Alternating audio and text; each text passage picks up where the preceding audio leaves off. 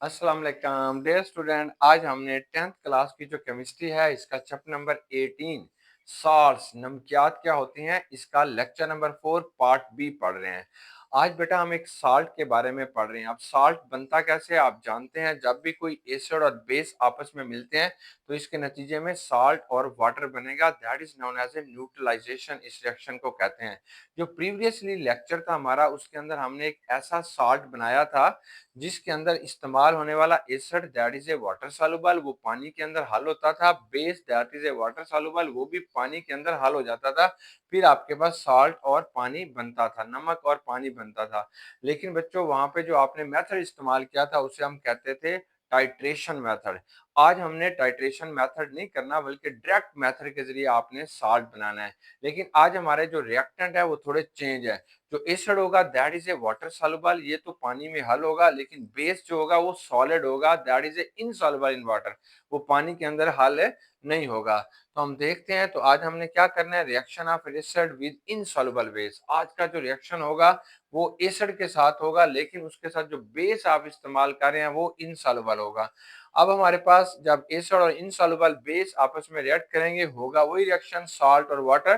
तो हम कहते हैं इट इज ए न्यूट्रलाइजेशन। ये भी एक न्यूट्रलाइजेशन है, क्योंकि जब भी सॉल्ट और पानी बन रहा होगा तो ऐसे रिएक्शंस को आप न्यूट्रलाइजेशन कहते हैं। Between soluble acid and insoluble base के दरमियान में ये रिएक्शन होगा। लेकिन यहाँ पे आपने टाइट्रेशन मेथड नहीं करते तो फिर हम रिएक्शंस को कैसे पहचानेंगे, आइए हम इसे डिस्कस करते हैं और आपको पता चलेगा हम कैसे पहचानेंगे।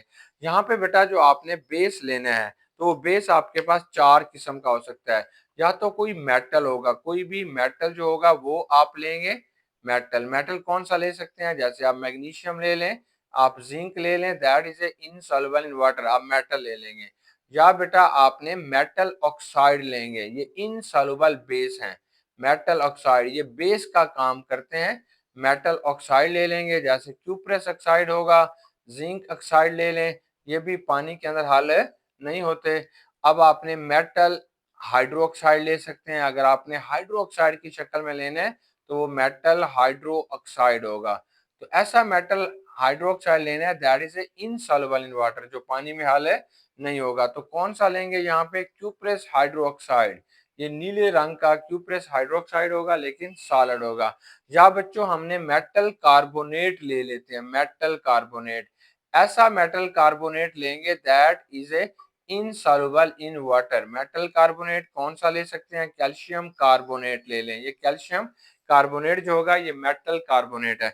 यहाँ पे जो भी आपने बेस के तौर पर, ये सारी चीजें बेस के तौर पर इस्तेमाल होंगी, लेकिन ये सब के सब इनसॉल्युबल इन वाटर, ये पानी के अंदर हल नहीं होंगे। लेकिन जो आप एसिड ले रहे हैं that is a soluble in water, ये पानी के अंदर हल होगा। कौन सा बच्चों आप एसिड ले सकते हैं, HCl ले लें, HCl is a soluble in water, इसे हम एक्वस लेते हैं। आपने सल्फ्यूरिक एसिड ले लें, H2SO4 ले लें, that is also soluble in water. Nitric acid ले लें, HNO3 ले लें, HNO3 ले लें, that is a also soluble in water, ये भी पानी के अंदर हल हो जाएगा। अब सवाल पैदा होता है कि आपने कौन सा एसिड लेंगे, तो that depend upon on the salt, कि आपने सॉल्ट कैसा तैयार करना है। सॉल्ट की बेस के ऊपर बेटा आपने एसिड और बेस को सिलेक्ट करेंगे। तो आपके पास क्या होगा, the acid and insoluble base are selected, ये एसिड और बेस आप कब सिलेक्टेड करोगे, depending upon the salt to be prepared, जो आपने सॉल्ट तैयार करना है उसको देख के आप इनमें से किसी एसिड और बेस को क्या कर लेंगे, सिलेक्ट कर लेंगे। अब करना क्या, बहुत आसान सा काम है, अब कुछ भी नहीं करना, बस अब आपने एक बीकर ले लेंगे। ये एक बेटा हमारे पास क्या होगा, एक बीकर पड़ा हुआ है या ये एक बर्तन पड़ा हुआ है। इस बर्तन के अंदर आपने क्या करना है, दोनों को उठा के मिक्स कर देना है। तो mix the selected acid with the selected insoluble base. आपने कोई भी एसिड ले लेंगे, फॉर एग्जांपल आपने HCl ले लिया, और यहाँ से कोई भी सिलेक्टेड इसके अंदर क्या डाल देंगे, बेस डाल देंगे, दोनों को आपने मिक्स कर देते हैं। इसके बाद क्या करेंगे, कांस्टेंट स्टीरिंग करेंगे, इन दोनों को हिलाओगे, जैसे चीनी को पानी में डाल के फिर आप उसको चम्मच डाल के हिलाते हैं, जस्ट लाइक बेस को HCl के अंदर डाल के आपने इसे खूब हिलाएंगे, स्टीरिंग करेंगे। स्टीरिंग क्या करेगी, हेल्प, स्टीरिंग क्या करती है, चीनी को पानी के साथ रिएक्ट करती है और फिर उसे हल कर लेती है। यहाँ पे भी आपने बेस को HCl के अंदर हल करने और कुछ नहीं करना। Steering helps the acid fully contact and react with the base, ये जो आपके पास स्टीयरिंग होती है, ये एक तो बेटा उसकी मददकारी होती है कि फुली HCl के साथ या हमारे पास जो भी एसिड है उसके साथ ये बेस रिएक्ट करे और फिर ये उसके अंदर क्या होता जाए बेटा, रिएक्ट करेगा और उसके साथ कांटेक्ट करेगा, उसके साथ मिलेगा। अब क्या होगा, द इनसॉल्युबल बेस और metal should always be added in excessive. यहाँ पे एक खास बात आपने देखनी है कि ये जो बेस आपने यहाँ पे ऐड करना है, इसको बच्चे आपने एक्सेसिव अमाउंट में लेना है, जरा ज्यादा मिकदार में इसके अंदर डालना है। जो एसिड आपने लिया हुआ है उससे भी ज्यादा इसको आपने डालना है। क्यों डालना है ज्यादा? ताकि बेटा आप मेक श्योर, आपको इस बात का यकीन हो जाए that all acid is completely used up, कि तमाम का तमाम एसिड जो यहाँ पे मौजूद है वो सारे का सारा यूज हो गया है। नो लेफ्ट ओवर एसिड, यहाँ पे कोई भी एसिड बाकी नहीं बचा इन दिस सोल्यूशन। ये जो सोल्यूशन आपने लिया हुआ है इसके अंदर कोई भी एसिड बाकी नहीं बचा, तो आपका रिएक्शन क्या हो गया, कंप्लीट हो गया। बस इतना सा काम करना है कि एसिड लेके उसके अंदर बेस को हल करना है और बेस की मिकदार आपने ज्यादा लेनी है, मुसलसल स्टीयरिंग करनी है ताकि सारे का सारा बेस इसके अंदर हल हो जाए और जितना भी इसके अंदर एसिड आप ले रहे हैं वो सारे का सारा वो एसिड इस बेस के साथ रिएक्शन कर जाए और साल्ट और वाटर बना दे। अब बेटा आपने इनके केमिकल रिएक्शंस लिखते हैं कि वो आपके पास कौन सा रिएक्शन आएगा। सबसे पहले रिएक्शन में आपने क्यूप्रेस हाइड्रोक्साइड लेंगे, CuOH ट्वाइस। ये क्यूप्रेस हाइड्रोक्साइड जो होगा दैट इज ए सॉलिड, ये सॉलिड होगा। इसको आपने जो रिएक्शन कराना है वो हाइड्रोक्लोरिक एसिड से कराएंगे, नमक के तेजाब से। ये जो नमक का तेजाब होगा ये एक्वस होगा, एक्वस यानी पानी के अंदर हल किया हुआ है। अब आपने इसको उठा के HCl के अंदर डाल दिया। अब रिएक्शन होगा, क्या बनेगा, क्यूप्रेस क्लोराइड बनेगा, ये साल्ट है, ये साल्ट है। प्लस बेटा और क्या बनेगा, ये आपके पास वाटर के 2 मॉलिक्यूल बनेंगे। कैसे पता चलेगा ये रिएक्शन कंप्लीट हो गया है? तो ये जो क्यूप्रेस हाइड्रोक्साइड होता है बेटा ये गहरे नीले रंग का होता है, इसका ब्लू कलर होता है, नीले रंग का होगा, blue in colour, blue in colour. जब आपने क्यूप्रेस हाइड्रोक्साइड को डाला था तो ये नीले रंग का था, लेकिन जो क्यूप्रेस क्लोराइड आपके पास बना तो ये बेटा ग्रीनिश कलर हो गया, ग्रीनिश। तो जैसे ही उसका कलर ब्लू कलर आपको सारे का सारा गायब होता हुआ नजर आए, कि ब्लू कलर सारा गायब हो गया है और यहाँ पे ग्रीनिश कलर अपेयर हो गया है, तो आप समझेंगे कि ये रिएक्शन जो होता है वो हमारा कंप्लीट हो गया है। अब बेटा हमारी बुक में दूसरा रिएक्शन दिया हुआ है वो मेटल के साथ है, तो आपने क्या करना है, ये मैग्नीशियम को लेंगे, मैग्नीशियम। मैग्नीशियम क्या होता है, ये बेटा एक मेटल है और ये सॉलिड स्टेट के अंदर है। इसे क्या करेंगे, हाइड्रोक्लोरिक एसिड के अंदर डालेंगे, HCl के अंदर। ये HCl पड़ा हुआ है, अब आपने उठा के इसके अंदर क्या डाल दिया, मैग्नीशियम डाल दिया, मुसलसल इसे हिलाएंगे। क्या होगा, मैग्नीशियम क्लोराइड बनेगी, मैग्नीशियम क्लोराइड। और साथ क्या होगी, हाइड्रोजन गैस यहाँ से निकलेगी। अब आपको कैसे पता चलेगा रिएक्शन कंप्लीट हो गया है? तो जैसे ही आप मैग्नीशियम को बेटा HCl के अंदर डालेंगे तो यहाँ पे बबलिंग होना शुरू हो जाएगी, यानी बबल बनना शुरू हो जाएंगे। जैसे हम पेप्सी की बोतल, 7 अप की बोतल खोलते हैं तो उसके ऊपर बबल्स बन रहे होते हैं, बबल्स आपको नजर आ रहे होते हैं। तो ये बबल्स बनेंगे क्योंकि ये हाइड्रोजन गैस यहाँ से निकल रही होती है। इसे आप फिजिंग कहते हैं, यानी ऐसे आपको आवाजें आ रही होंगी, फिजिंग कहते हैं। That is also known as effervescence. तो ये बेटा एफरवेंसिस हो रही होंगी, मतलब कोई ना कोई आपको आवाजें आ रही होंगी कि यहाँ से कोई गैस निकल के ऊपर जा रही है, जस्ट लाइक बेटा 7 अप की बोतल की तरह बुलबुले और एफरवेंसिस होती हुई नजर आएगी। जब ये एफरवेंसिस, ये फिजिंग, ये बबल्स आना बंद हो जाएंगे तो आप समझेंगे कि रिएक्शन कंप्लीट हो गया है। अब आपका जो बर्तन है उसके अंदर आपका सिर्फ साल्ट मौजूद है। अब जो तीसरा रिएक्शन बेटा हम यहाँ पे करवाना चाहते हैं वो आपने कोई भी मेटल कार्बोनेट ले लेते हैं, मेटल कार्बोनेट का रिएक्शन कराते हैं। यहाँ पे जो मेटल कार्बोनेट हमने लिया है वो कैल्शियम कार्बोनेट है। तो कैल्शियम कार्बोनेट क्या होता है, ये चूने का पत्थर होता है। आप जानते हैं कि चूने का पत्थर जो होगा वो इनसॉल्युबल इन वाटर है, वो पानी के साथ हल नहीं होगा, तो ये सॉलिड स्टेट के अंदर लेंगे बेटा। अब आपने इसका रिएक्शन किसके साथ करा देते हैं, आप इसका रिएक्शन भी HCl के साथ करा दें तो ये HCl के साथ रिएक्शन हो जाएगा। जब ये HCl के साथ रिएक्शन होगा तो क्या बनेगा, ये कैल्शियम क्लोराइड बन जाएगा और कैल्शियम क्लोराइड के साथ वाटर बनेगा और वाटर के साथ और क्या बनेगा, कार्बन डाइऑक्साइड बनेगी। अब पानी यहाँ से नहीं उड़ेगा। अब रिएक्शन की फिजिकल कंडीशंस क्या होगी, कैसे पता चलेगा भाई रिएक्शन कंप्लीट हो गया है? तो कार्बन डाइऑक्साइड यहाँ से निकल रही होगी, बबल्स की शक्ल में निकल रही होगी। जो पेप्सी की बोतल है, 7 अप की बोतल है, उसमें से जो गैस निकलती है वो भी कार्बन डाइऑक्साइड होती है। जो फिजिंग हो रही होती है, वहां पे बुलबुले बन रहे होते हैं, आवाजें आ रही होती हैं, वो कार्बन डाइऑक्साइड, यहाँ से कार्बन डाइऑक्साइड बेटा गैस यहाँ से निकल रही होती है। तो आपको अंदाजा हो जाता है कि अब आपका रिएक्शन हो रहा है। जब कार्बन डाइऑक्साइड निकलना बंद हो जाए तो रिएक्शन जो होता है वो कंप्लीट हो चुका है। अब आपने क्या करना है, अब आपने मजीद उसको हिलाना नहीं है, बस स्टीयरिंग नहीं करनी, आप उठाएं और आगे वाला काम करें। अब जरूरी नहीं है बेटा कि आप इसमें हमेशा HCl यूज करें, आप सल्फ्यूरिक एसिड और नाइट्रिक एसिड भी यूज कर सकते हैं। मतलब अगर आपने मैग्नीशियम के साथ बच्चे सल्फ्यूरिक एसिड डाल देते हैं, तब आपके पास कौन सा साल्ट बनेगा, MgSO4, और ये मैग्नीशियम सल्फेट बनेगा। ये आपके पास सॉलिड होगा। ये जो साल्ट आप ले रहे हैं वो हमेशा एक्वस होंगे, पानी में हल होंगे।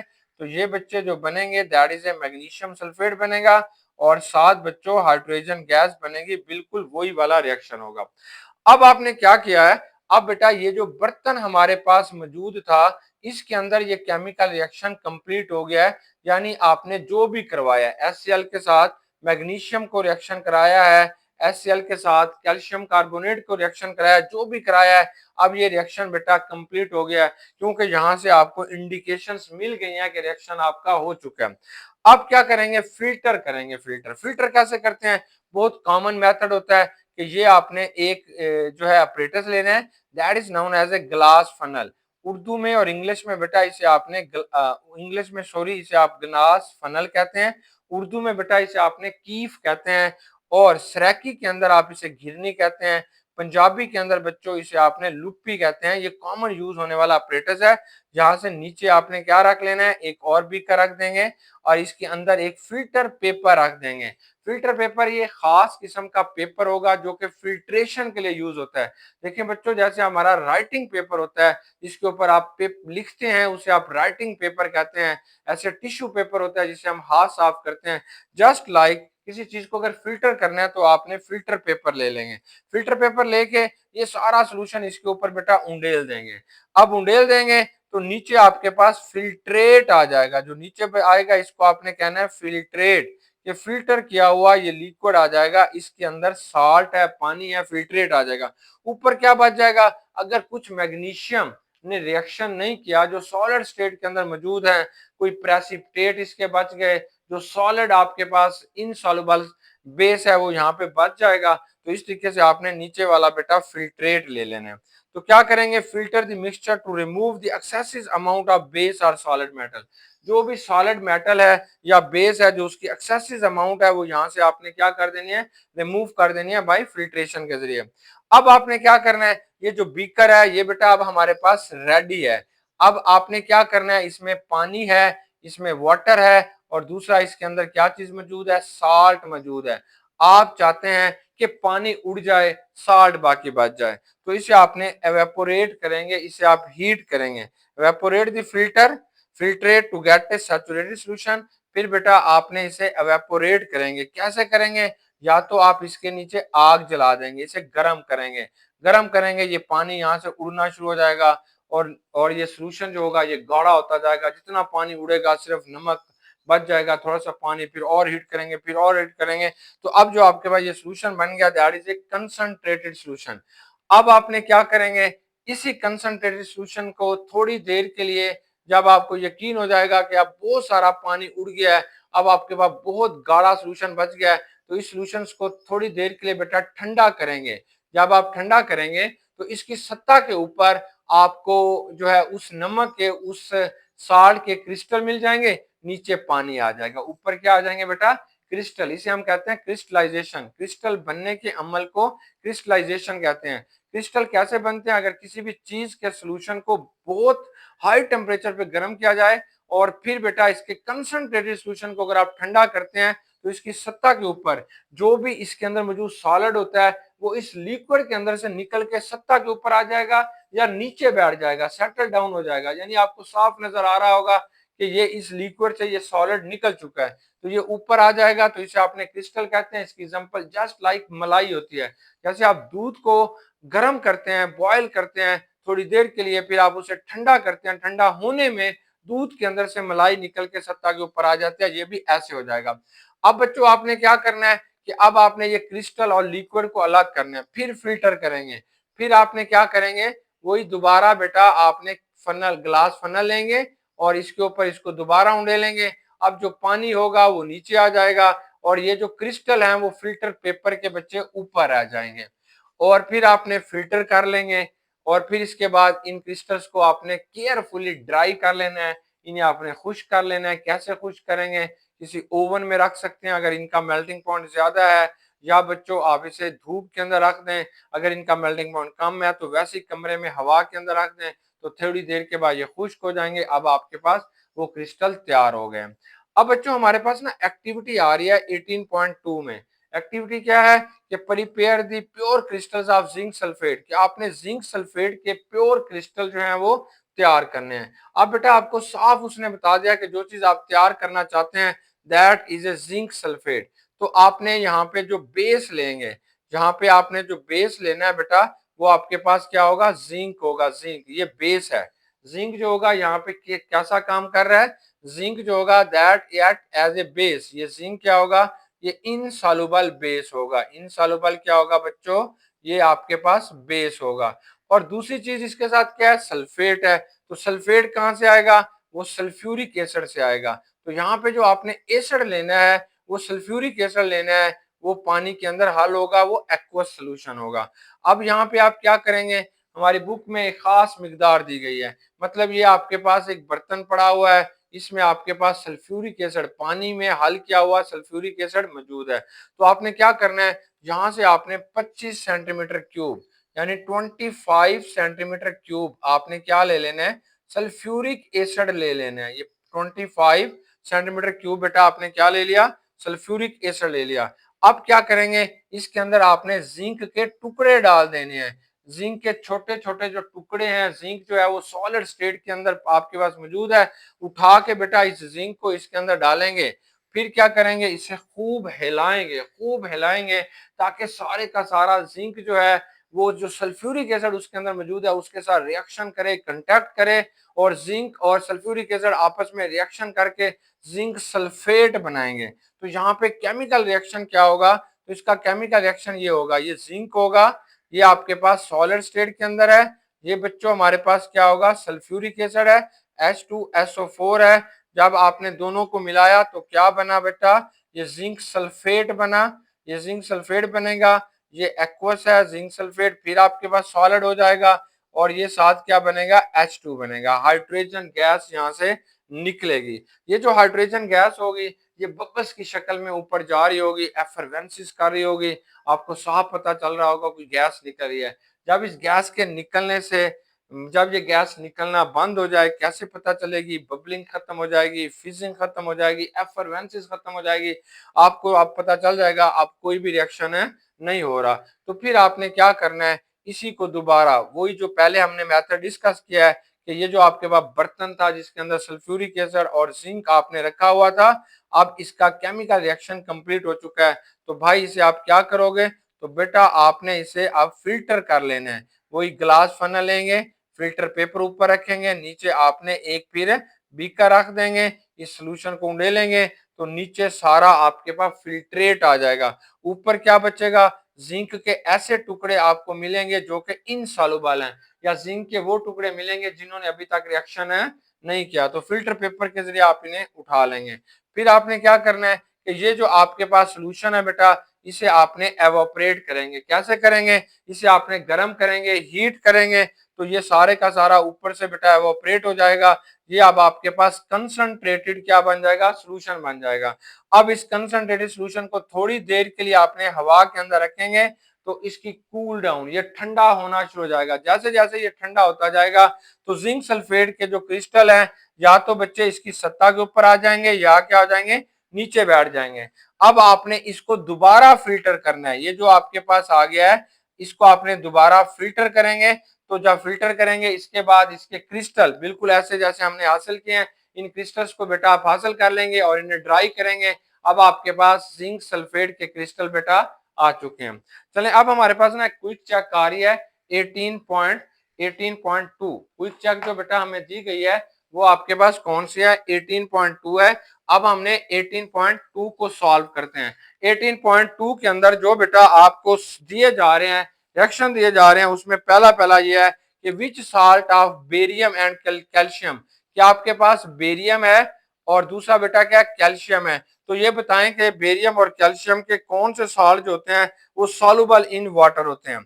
तो बेटा आमतौर पर ये जो बेरियम है इसके जो साल्ट हाल होंगे वो barium chloride, barium chloride is a soluble in water. Barium nitrate, barium nitrate जो होगा that is also soluble in water. ऐसे बेटा calcium chloride that is a soluble in water. Calcium nitrate NO3, यहाँ पे दो लगाएंगे, calcium nitrate is also soluble in water, इधर भी दो लगाएंगे क्योंकि ये पॉजिटिव टू वैलेंसी है। तो ये कैल्शियम नाइट्रेट भी पानी के अंदर क्या हो जाएंगे बेटा, हल हो जाएंगे। ये सॉल्युबल साल्ट हैं। अब आपने बताने हैं इनसॉल्युबल साल्ट के जो पानी के अंदर बेटा हल नहीं होते, उन्हें आपने इनसॉल्युबल साल्ट कहते हैं। तो इनसॉल्युबल साल्ट कौन से होंगे, या तो बेरियम कार्बोनेट ले लें दैट इज इनसॉल्युबल, अगर बेरियम सल्फेट ले लेंगे that is also insoluble in water. ऐसे बेटा कैल्शियम कार्बोनेट ले लेंगे दैट इज इनसॉल्युबल वाटर, अभी हमने पढ़ा। या बच्चे कैल्शियम सल्फेट ले लेंगे that is also insoluble in water. अब इसका बी पार्ट है इसी क्विक चेक का, क्वेश्चन नंबर 2 है कि how barium sulphate is prepared in lab. क्या आपने बेरियम सल्फेट को लैब के अंदर तैयार करना चाहते हैं तो कैसे आपने इसको बेटा तैयार करेंगे। तो आसान रिएक्शन है, इसको हम कहते हैं डबल डिस्प्लेसमेंट रिएक्शन के जरिए बेटा आप इसे तैयार करेंगे। कैसे तैयार करेंगे, हम बेरियम क्लोराइड लेंगे, बेरियम क्लोराइड का रिएक्शन कराएंगे सोडियम सल्फेट के साथ। सोडियम सल्फेट के साथ जब रिएक्शन होगा तो ये डबल डिस्प्लेसमेंट है, ये आपके पास सल्फेट इधर आ जाएगा, क्लोराइड बेटा इधर आ जाएगा। तो ये इसके साथ रिएक्शन करेगा, it can be form barium sulphate plus sodium chloride. तो इस तरीके से बेटा ये सोडियम क्लोराइड बन जाएगा और वो आपके पास क्या बनेगा, बेरियम सल्फेट बन जाएगा। डियर स्टूडेंट, उम्मीद है कि आज की डिस्कशन आपको समझ आ गई होगी। स्क्रीनशॉट ले लीजिएगा। अल्लाह हाफिज।